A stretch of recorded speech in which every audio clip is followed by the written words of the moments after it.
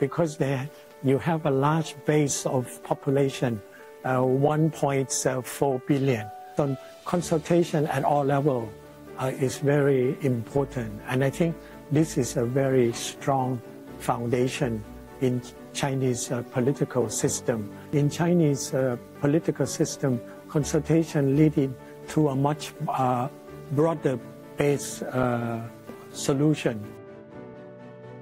And I think that's very important. As I told you that China has a very huge population, so it's not easy to have one solution to cover 1.4 billion. So it has to change over time and adjustable to time and the specific areas.